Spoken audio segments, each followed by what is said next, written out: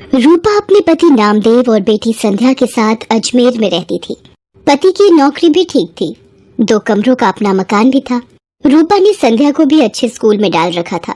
नामदेव भी रूपा और संध्या की खुशी का ख्याल रखता था। सब कुछ ठीक चल रहा था, पर अचानक मानो रूपा की खुशियों को किसी की नजर लग गई। नामदेव को दोस्तों के साथ खाने पीने की आदत पड़ गई। वो अक्सर पार्टी करने के बहाने दोस्तों में शराब पर पैसा बहाने लगा। नामदेव रोजाना आधी रात तक नशे में चूर घर लौटता था। एक दिन, आपने लौटने में बहुत देर कर दी। आप रोजाना शराब पियोगे तो आपकी सेहत को नुकसान होगा। मुझे उपदेश मत दे, और मेरी डॉक्टर बनने की जरूरत नहीं है, ठीक है ना? मैं अपने दोस्तों के साथ जाता हूँ, तो तुझे क्यों तकलीफ हो रही है? मैं रोज पीऊंगा। तुझे यहाँ नहीं रहना तो चले यहाँ से, चल। नामदेव की ये गंदी आदत बढ़ती जा रही थी। हर समय नशे में रहने की वजह से वो दिन में सोता रहता था, इसलिए उसे नौकरी से भी निकाल दिया गया। धीरे धीरे नामदेव ने अपना सब कुछ बेच दिया, यहाँ तक कि घर भी। अब वो रूपा और संध्या को लेकर एक किराए के घर में रहने लगा। रूपा परेशान रहने लगी। एक दिन, अरे ये संध्या के स्कूल से फीस का नोटिस। अब मैं क्या करूं? कहाँ से फीस के पैसे लाऊं? माँ, भूख लगी है, कुछ खाने के लिए है तो दे दो। रुक, मैं सब्जी वाले की दुकान से आलू लाकर तुझे रोटी बनाकर देती हूँ। हाँ माँ, तुम्हारे हाथ का आलू का पराठा तो बहुत स्वादिष्ट होता है। संध्या आलू लेने बाजार चली जाती है। रास्ते में वो सोचती जा रही थी कि ऐसा क्या करे कि संध्या की फीस भर सके। तभी उसकी सहेली का फोन आ जाता है। वो दूसरे शहर में रहती है। सहेली के बार बार पूछने पर रूपा उसे अपनी सारी परेशानी बताती है। अलका, बस यही सोच रही हूँ कि अभी संध्या की फीस भरनी है, घर का खर्चा, सब कैसे होगा।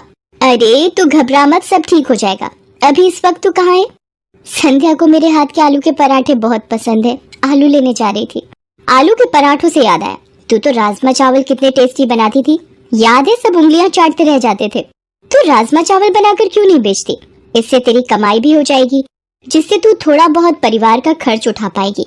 सहेली की बात रूपा के दिल में घर कर गई।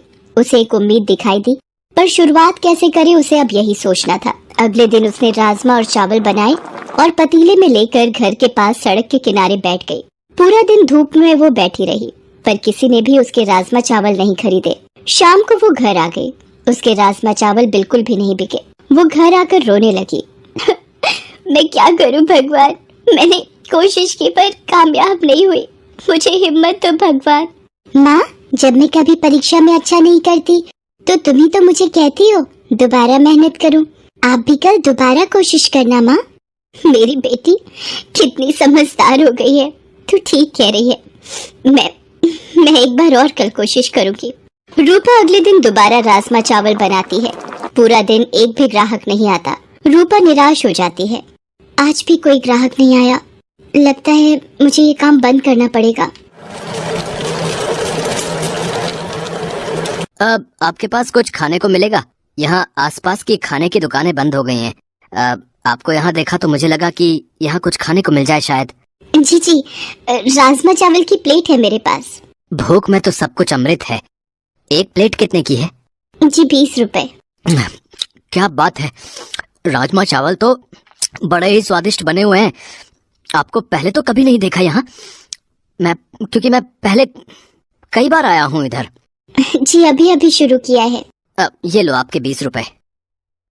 पूरा दिन बीत जाने के बाद एक प्लेट ही बिकी थी रूपा की, पर इस एक प्लेट के पैसों ने उसे हिम्मत दी थी।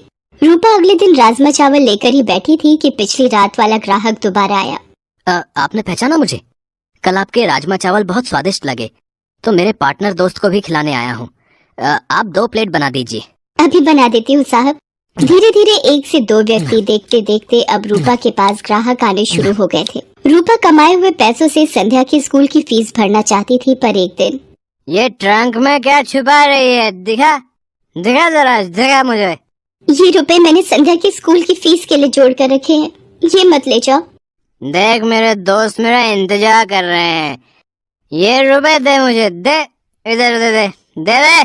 नामदेव रुपए छीन कर ले जाता है। रूपा रोने लगती है। वो सोचती है, ऐसे तो ये सारे कमाए हुए पैसे शराब में उड़ा देंगे, मुझे कुछ रुपए संध्या के भविष्य के लिए भी जोड़ने होंगे। धीरे धीरे रूपा का काम चल जाता है। वो एक ठेला किराए पर ले लेती है और अब वो ठेले पर राजमा चावल बनाकर बेचने लगी। समय बीतता गया। रूपा की जिंदगी 15 साल आगे चली गई। संध्या भी पैसों की कमी के कारण 10वीं तक की पढ़ाई कर पाई। वो भी अब माँ के काम में हाथ बटाती थी। रूपा मेहनत करते करते थक गई थी, पर उसकी एक जिम्मेदारी अभी बाकी थी।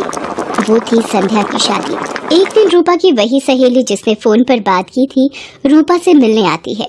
आज तुझे इतने सालों बाद देखकर मेरे आंसू नहीं रुक रहे। मेरी प्यारी सहेली रूपा, ये तूने अपना क्या हाल बना लिया है। गरीबी के थपेड़े तेरे चेहरे पर आई झुर्रियों में बयान हो रहे हैं। अरे तू बैठ अलका, संध्या से मिल। ये मेरी बेटी संध्या है। संध्या, ये मेरी मेरठ वाली सहेली अलका। अलका मौसी, माँ आपको बहुत याद करती हैं। रूपा, मैं इसलिए तेरे पास आई थी कि एक अच्छे घर का रिश्ता है। संध्या भी वहाँ खुश रहेगी। अलका, अगर मेरी ये जिम्मेदारी पूरी हो जाए तो मेरे लिए बहुत खुशी की बात है।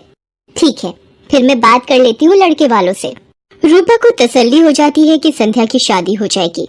एक गरीब बेटी की शादी करना गरीब की सबसे बड़ी चिंता होती है। रूपा की सहेली अलका रिश्ता पक्का कर देती है। रूपा को ये था कि संध्या की शादी के लिए पैसे जोड़ने हैं, इसलिए वो सुबह जल्दी जल्दी उठकर ज्यादा खाना बनाने लगी। सुबह से लेकर रात तक ठेले पर खड़े रहना। एक दिन रूपा को चक्कर आता है और वो गिर पड़ती है। संध्या चिल्लाती है, माँ माँ आंखें खोलो माँ, मैं अभी डॉक्टर को बुला कर लाती हूँ। I am sorry, she is no more. Body से ज्यादा काम लिया है इन्होंने। कमजोर शरीर ये झेल नहीं पाया, इसलिए बीपी बढ़ गया और हार्ट अटैक आ गया। संध्या की तो मानो जिंदगी ही रुक गई। उसकी माँ चली गई। वो बिलक बिलक कर रोने लगी। तभी नामदेव आ जाता है। वो भी मरी हुई रूपा के आगे रोने लगता है। संध्या उसे कहती है, बापू, मेरी माँ के शरीर को हाथ मत लगाओ। आज आपकी वजह से मेरी माँ इस दुनिया से चली गई। मुझे माफ कर दे मेरी बच्ची, मैंने ये क्या कर दिया प्रभु। रूपा, मुझे माफी मांगने का मौका भी नहीं दिया तूने। मेरे पापों के कारण तू चली गई। संध्या माँ की याद में दिन भर उदास बैठी रहती थी। नामदेव भी अब संध्या की चिंता में परेशान रहता था। वो कोई काम ढूंढने भी क्या जाता। सब उसकी पुरानी बुरी आदतों को जानते थे, इसलिए काम नहीं देते थे। एक दिन अलका रूपा से मिलने आती है और उसके मरने की खबर सुनकर वो भी बहुत दुखी होती है। वो नामदेव को संध्या के रिश्ते की बात बताती है। देखिए नामदेव जी, अब मेरी सहेली रूपा तो नहीं रही, पर संध्या की शादी की जिम्मेदारी अब आपको निभानी है। लड़के वाले जल्दी ही शादी करना चाहते हैं, आप सोचकर जवाब दे देना।